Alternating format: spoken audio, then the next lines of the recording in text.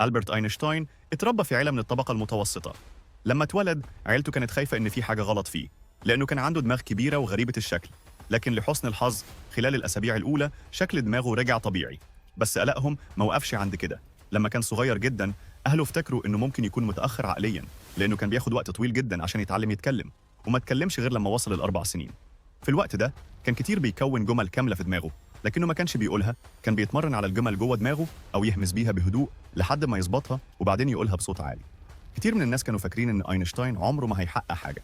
لما كان عنده 5 سنين والده وريه بوصلة صغيرة، وأينشتاين اتعلق بيها جدا، وده كان بداية هوسه بالعلم. كمان بدأ يعزف على الكمان من سن 6، وكمل يعزف طول حياته. في المدرسة أينشتاين كان طالب كويس، أغلب درجاته كانت عالية، وكان قريب من أعلى التلاميذ في الفصل. بس ده أساساً بسبب اهتمامه بالرياضيات والعلوم، فدرجاته كانت بتعتمد على اهتمامه بالمادة. لما كان عنده 10 سنين بس بدأ يعلم نفسه بنفسه، وعند سن 12 علم نفسه الهندسة، ولما وصل 15 اتقن التفاضل والتكامل. لكنه كان بيكره أسلوب المدرسين المنضبط والصارم، فسيب المدرسة عند 15 وسافر من ألمانيا عشان يتجنب الخدمة العسكرية. أهله كانوا قلقانين إن ابنهم بقى طالب سايب المدرسة من غير مهارات عملية ومستقبله مش واضح. بس ألبرت ما وقفش عن تعليمه. قدم على المعهد الفيدرالي السويسري للتكنولوجيا ومصدقش إنه فشل في امتحان القبول. أينشتاين فشل في الامتحان لأنه ما كانش جاهز. هو كان شاطر جدا في الرياضيات والفيزياء، لكن معرفته في باقي المواد ما كانتش كويسة، فاضطر يعيد الامتحان وبعدها اتقبل.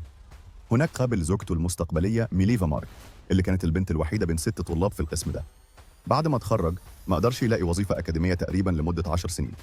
كل أساتذته كانوا عارفين إن أينشتاين عبقري، لكن كانوا متضايقين من جانبه المتمرد، فرفضوا يرشحوه لوظائف. فالمؤسسات الأكاديمية ما كانتش هتوظفه. لكن أينشتاين كان محتاج فلوس، فاشتغل كموظف في مكتب براءة الاختراع. الشغل كان سهل وممل، فحب الوظيفة لأنه كان عنده وقت فراغ كتير يذاكر ويبحث. وابتكر أهم نظرياته وهو شغال شغله الممل، نظرية النسبية وأشهر معادلة في العالم. أينشتاين اترشح لجائزة نوبل، لكنه ما استلمهاش غير بعد 11 سنة. ألبرت أينشتاين بقى أكتر فيزيائي مؤثر في القرن العشرين. أبحاثه غيرت العالم، كتب مئات الكتب، وكان كمان فيلسوف عظيم. هو نفسه قال: أنا ما عنديش موهبة خاصة، أنا بس فضولي جدا. فاتباع فضولك مهما كان شوف هيوصلك فين. ما تخافش تسأل عن العالم حواليك، وما تخافش من الفشل أو الغلط. الشخص اللي عمره ما غلط عمره ما جرب حاجة جديدة. الغلط والاكتشاف هو اللي بيميز الناس الناجحة عن غير الناجحة. ما تخافش تواجه مخاوفك، وما تخافش تتبع شغفك. مش لازم تكون أينشتاين الجاي، بس كن أفضل نسخة من نفسك. قم بكرة وكن الشخص اللي هتفخر بيه. العالم مستنيك. طيب، قصتك إيه؟